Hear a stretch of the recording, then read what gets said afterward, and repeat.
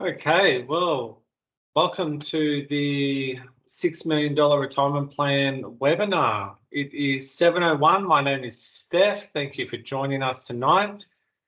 So I'll make sure I have the proper screen open. And yes, thank you again for registering. I hope you are excited to learn all about what is detailed in the $6 million retirement plan. It's quite simple, really. As we have a look at the options for our future, we have the choice to go on an age pension.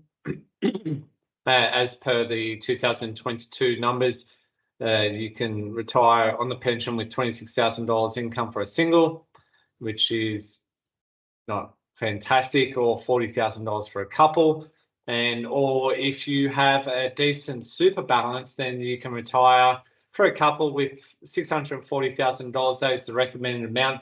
I was just recently looking up the details, and it's closer to 700,000 now. Same for singles, closer to 600,000. It is going up as per inflation. Or we can work on something which is a lot more exciting, in my opinion, and we can work towards the unencumbered property assets of whatever number you want to put there. It could be a $3 million amount or a $6 million amount, but whatever that number is, we just use a very, very conservative 5% return. If you sell all your assets, you liquidate everything, and you turn that into cash flow, then at 5%, then calculate the numbers. We can look at $150,000 income cash flow for retirement with $3 million portfolio, or a $300,000 income with a $6 million portfolio. So we're going to cut straight to the chase. No messing about. It's a 30-minute webinar, and any comments, any questions that you have, please do throw them in the chat. We're diving right into it, and hopefully at the end of this, if there's enough excitement and energy or desire to understand what the $6 million retirement plan is, how it happens, how you can get on board, then all you've got to do is message us, and then we'll start having that strategy session, look at your situation and work from there. But diving straight into it, what we've done here is had a look at some real, like, just top level sample scenarios. For this one, we've got a single applicant, and we've said that they've got a $10,000 credit card and they're paying $500 per week in rent. We're looking at what sort of income they need to start getting a loan amount. So $130,000 for their first property with income, that is, would look at around a $500,000 loan. A $200,000 income can look at that second property, $250,000, then you're looking at the third property, $300,000, looking at the fourth, and then $450,000. So really that's the sort of household income you would be working towards if you're not quite there, but you see that you're on that path. Whatever it is, doesn't matter if you're going after property one or if you're going after property two. If you are working towards this goal, this outcome, then here's some numbers for you to look at so that you've got some concept of what might be needed. Then we've done another scenario where we've got a couple, $20,000 credit card, $1,000 in rent that they're paying, $140,000 household income, $500,000 loan, $270,000, so it's a little bit higher, 2 properties, each worth $500,000 loans. And then it goes on $320,000, $400,000, and $440,000 to achieve 5 properties, all of them looking at $500,000 loans. Just numbers. It means nothing because everyone's circumstances are different. You might have a HECS debt, you might have a car loan, you might have multiple children, whatever it is. These are just numbers to get us thinking about the path that we are on. So what holds buyers back? Then it's real simple. Time. Do I have the time to look at this, understand this, learn this? Who do I have to speak to? How do I get the information? All that sort of thing. Knowledge. That ties in with how do I get the information? Who is going to help me? I think that under the knowledge category, who is actually going to be able to help us execute, which moves on to the third point. So I need to apply for home loans. I need to know which lenders are going to work best for me. I need strategy, and then income. Really, that's the big one. If you don't have the income to support your borrowing capacity or what your goals are, then that's where the hard work comes in. There might be a 10-year plan, to be honest. For some people who have got the income already, there might be a 5-year plan. If you've got the cash and the deposit ready to go, it could happen really fast. But let's be real, everyone is different, okay? So looking at us, who is affordable? Myself personally, Steph, I'm a father. I've got 2 beautiful kids. I'm a broker. I run this business. I love being in the water. I love being on the ocean. I love sailing. Education is my background. I had a business previously, which was a safety college, and we taught things like health and safety, first aid, things like that. So what we're trying to do is help people through education understand how they can achieve something for whatever it is that they want. And we'll move on to that in a little while. The big disclaimer, of course, on this page is that we are only licensed to provide credit advice. We are not licensed planners, financial planners, accountants, or solicitors. None of this is financial advice because until we understand your personal circumstances and until we do a borrowing capacity assessment, we don't know what your situation is. So this is theoretical. The information is provided based on sample data and will not reflect your personal situation, and a full review of your circumstances must be completed before credit assistance is provided. That is the very technical legal terms that we must cover off.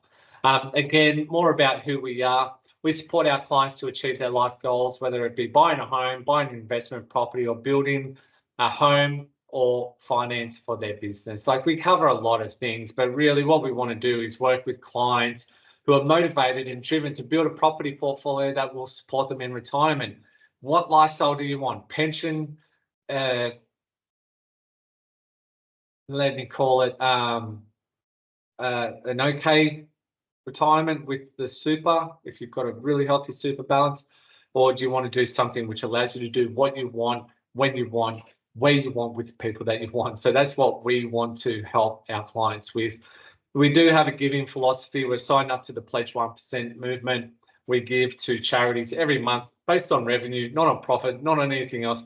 Money comes in, we donate. That is our way of giving back. We truly believe that as a business, we can do more. We can support those who are making a difference in this world, because really, what's the point of owning a home if in the future when not going to have a healthy planet to really enjoy? So that's why we give to charities doing the things that we do not. So I'm moving fast. I'll try to slow down a little bit now. We're only 10 minutes in. This is my property portfolio. I recorded this as of 2021, so I guess the presentation and data is a little bit old. But what I really want to highlight here is I bought my first property, Cronulla, Sydney, $200,000 purchase, and then I've applied a 5% growth as per the top of the presentation up here, 5% growth per annum. So if we're looking at this 210, I jumped from 2005 to 2014 with 5% ongoing growth, compounding, 325, 342, 377, and then in 2021, that property with a 5% growth rate would have been valued at 458. But in 2022, I actually got it valued for $590,000. So that was a good investment. That's showing that a conservative 5% growth rate really was well below what the market actually did. If you have a look at the market nationally, the housing market has always gone up. It goes up, goes down, up, down, up, down, up, down, but over time, it has always gone up. And then in 2005, I bought on the South Coast in New South Wales, same principle applied, 5% growth all the way through to 2021. But in 2022, I had it valued at 795. And then in Newcastle, New South Wales again, $600,000 property in 2014. At a 5% growth rate, we should have been at about 844 for 2021. But it was valued at $1,050,000. So all three of those investments were definitely good selections, good options, and the underlying story here is time in the market. Then I got a lemon, all right? So $435,000 in Brisbane. It should have increased up towards the 582 from 2015 to 2021, but I had it valued and it was at 510. It is now getting closer towards the 600,000 because the Brisbane market is moving and almost catching up. So is it in line with the 5% growth rate?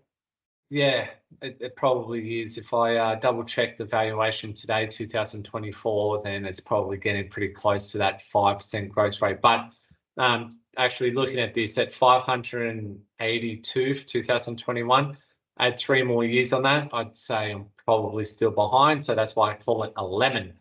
And then for the Gold Coast in 2017, $670,000. 4 years later with a 5% growth rate, and then in 2022 valued at 1.1. So that is the actual real life portfolio of what can happen. There's a few wins, there's definitely a lemon, but what do we want to do? We want to be in the game, all right? The more we delay, the more time we miss from being in the market. So when I look at all of this information, if I hold on to my 5 properties, then I had a look at what the rental income would be, and it's forecasted out over time. If I just go back to that previous slide, if I forecast this out to 2040, then the property should be worth approximately, that's a big should, the rental income, that's a forecasted income, the loan amount, not looking at repaying any of that, that's interest only, ongoing, pardon me, but the equity, if I look at the value less than loan amount, then the equity would be around 1,075,000. And then if we're looking at property number 2, same thing, forecasted 5% annual growth, forecasted rental income, the loan amount remains the same, interest only, what's the equity, so forth. And that's how I've come up with these numbers on this slide. Total rental income for 5 properties, total equity. Capital gains tax is $0 because in this scenario, I'm holding on to all 5 properties and the total debt remains because it's interest only repayments, so there's no change there. If I held all of these properties and I wanted to look at what that cash flow could produce for retirement, I've used a 2% rental yield. As properties go up in value, the rental yield tends to be lower. So like if you're buying a $1.5 million property, your rental yield may not be as high. We use a 3.5% rental yield for our applications. Some clients who have used a buyer's agent have managed to get a 4.5% to 5% rental yield because those buyer's agents are looking for properties in really high demand areas with good capital growth. That's a really good property. But as you increase the purchase price, if you buy a 1.5, 2 mil, 3 mil property, the rent does not align with the purchase price so much. And then you've got any other cost, council, strata, all those sorts of things. So we're being conservative here and we're saying 2% rental yield. We're looking at an interest rate of 6%, and then the gross income, like this is all numbers. It's throwing darts at a wall. So as accurate as we can be, using sample data, my data, educated guesstimates, then there's about $116,000 worth of income from these properties. The properties are going to continue to go up in value every year, year on year. If we keep using that 5%, that's great. But the income that we want for retirement, I think that's the more important piece. For me personally, I want income at retirement. So $116,000 is potentially a lot better than what my super might give me. And it's a hell of a lot better than what the pension is going to give me. So I'm winning, okay? Or what lifestyle do I want? What do I need to do to achieve what do I want to do? When do I want to do it? where do I want to be? Who do I want to be doing it with? That story. Then I look at another scenario and it's like, okay, so sell off one of the properties. We've now got 4 properties and then we run the same numbers. What is that rental income? What is the total equity? We're paying some capital gains and then we've got 0 debt. We're removing this rental yield. Oh, sorry, I'm holding these properties. Let me correct myself there. We're holding these properties, 2% rental yield, and then we've got $138,000 worth of income. So we've sold off a property to clear some debt. We've still got a better rental income, but the rental yield is 2%.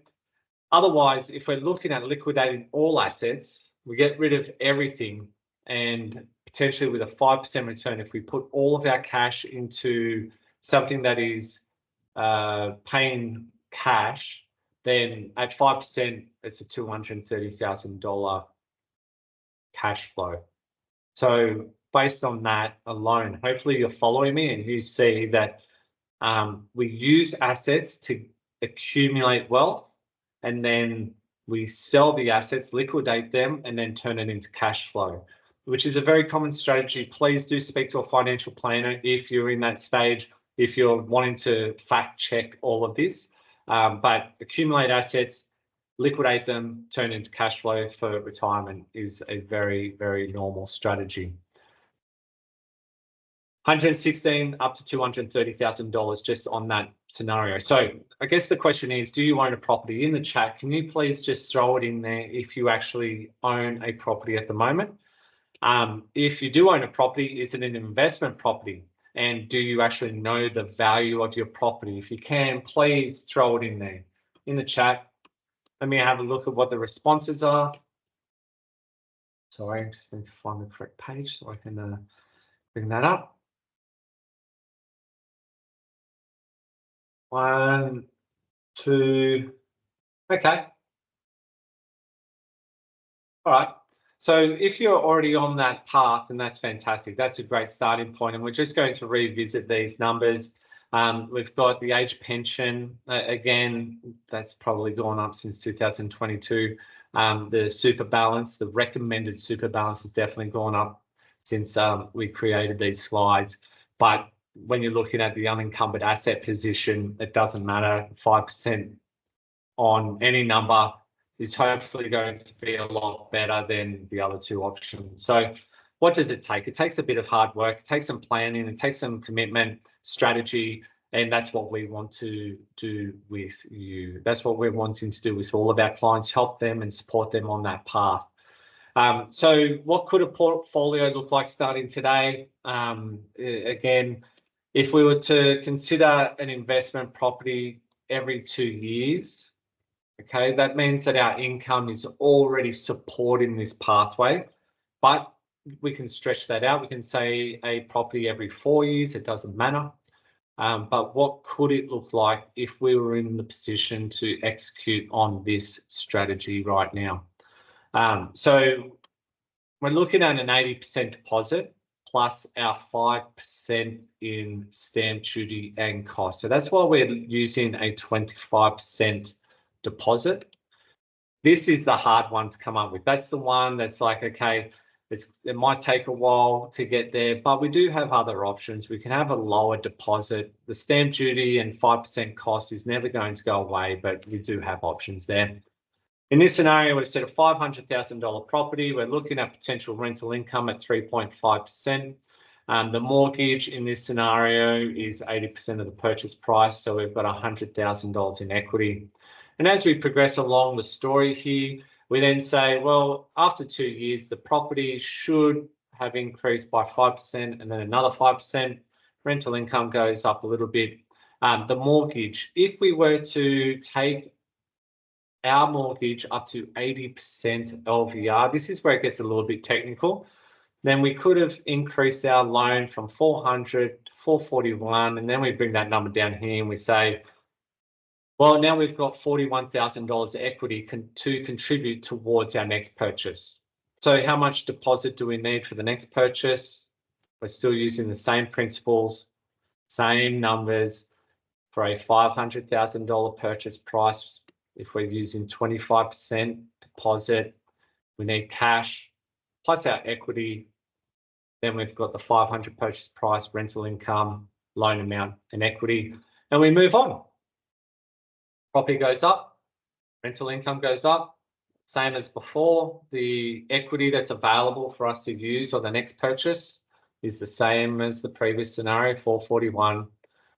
And then we're looking at the total equity position, but cash needed for property purchase number 3 is now 38. So we've gone from 125 to 84 to 38 because we're pulling equity out of our properties. And then we go again, go for property number 3.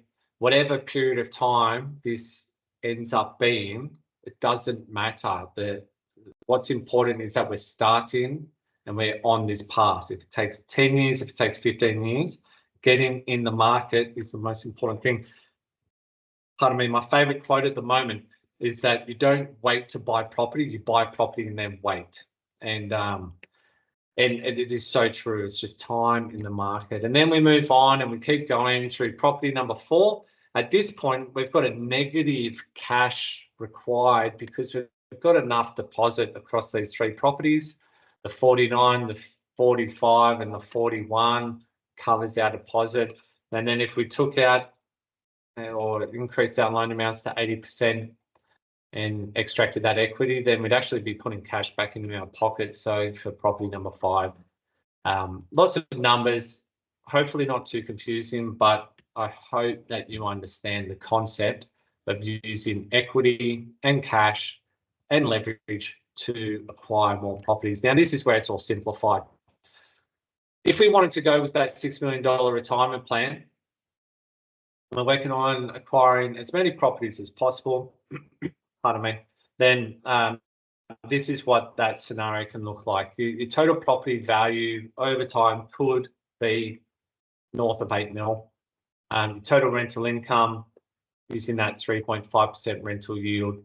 Your total mortgage following that same calculation that we just looked at, total mortgages. And once we remove the loans from the property value, we've got the $6 million worth of equity. So we're liquidating, we're selling everything. We have to pay capital gains tax, CGT. And after, then we've got a 5%, hopefully a 5% income based on our cash position. So 6.133 minus your 1.533, that number times 5%, and then you can calculate your potential cash flow. Again, 5% is conservative. I speak to financial planners all the time. I speak to people who are in this stage of, what are they earning? They're talking about they get a dividend. They then have the franking credit. And then if it's in their super fund, then they get a tax benefit. So like some people are talking about 12% return. It's all based on the individual, but 5%, I think that's a really safe number. Just looking at time, being aware of that, I've got 5 minutes to go. If you only achieve the $4 million retirement plan, then this is what that would look like. So say you accumulate 4 properties, and then we're looking at $150,000 worth of cash flow in retirement. And if you only eventually get to 3 properties, then we're potentially looking at $104,000 worth of cash flow. The financial planner I recently spoke to, he said that his clients cannot spend the money fast enough. So their portfolio value is going up year on year on year on year. Now, what are you going to do with, say, $230,000? And I know exactly what I'm going to be doing. I'm going to be enjoying life, and I'm going to be supporting my kids, and I'm going to be having a hell of a lot of fun traveling around the world and doing things. So as Simon Sinek says, start with why. Why would you want to go down this path? Is it for your own personal lifestyle? Is it so that you can support others, your philanthropic activities, so that you don't have to work and you can just spend time doing amazing things with charities? Whatever it is, start with why. And if your reason is compelling enough, then that will give you the drive and the motivation to stick to something that might be a 10-year slog, but I would much rather do a 10-year slog, a marathon, an ultra marathon actually, than get to retirement and be on the pension from say age 70 through to age whatever it is that I get to. With science and technology these days, longevity is definitely extending our lives, our years. So who knows? I might live to 100.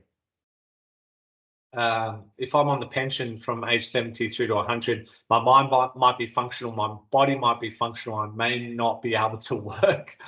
And so for 30 years, if that's the pension, then that might be quite underwhelming. So again, what is holding successful people back from achieving this? It's time, knowledge, execution, and income. So this is where we step in. This is where we want to help our clients to get on the path. If you're looking at numbers, it's quite a low percentage of Australians who actually own 3 or more properties. Getting to 2 properties, you are within 1.6% of the population. Acquiring 3 properties in Australia, you are in the 0.5% of the population. Like, this is easy. These numbers are easy. The strategy is simple. It's the execution, the income, and actually committing to it. Otherwise, everyone would be on this train. Everyone would be buying property everywhere. And you might think, oh, the property market is like just constantly crazy, and there's supply and people are there's demand, not enough supply, people are paying way too much. It is not an easy pathway, but it is one asset class that can help you get towards an outcome. So just summarising towards the end of this presentation, pardon me, sorry. The 2 most important things you need to grow a portfolio is the income to service the loan. We can talk about strategy in a phone call. Some people talk about buying in regional areas so that the cash flow is better, the rental yield is better, but typically regional areas don't offer the capital growth for wealth accumulation. So we want income through other sources, not just rental income, through employment, whatever other investment strategies there are. And then the other thing is property selection, buying in the right location and buy the right type of property, really important.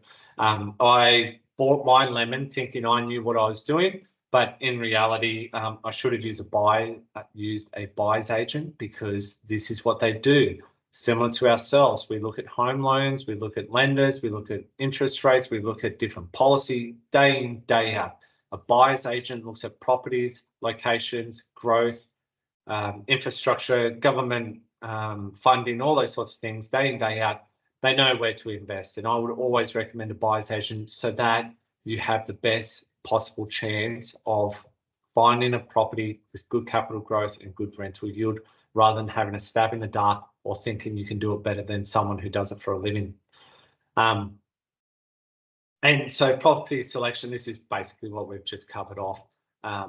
Capital growth, more metro locations, offers high capital growth opportunity, generally more expensive to buy and lower rental yield. We've already discussed that a few times.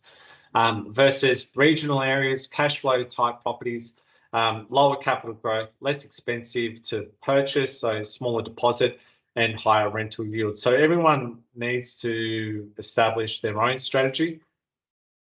And the important thing is again, just starting and executing.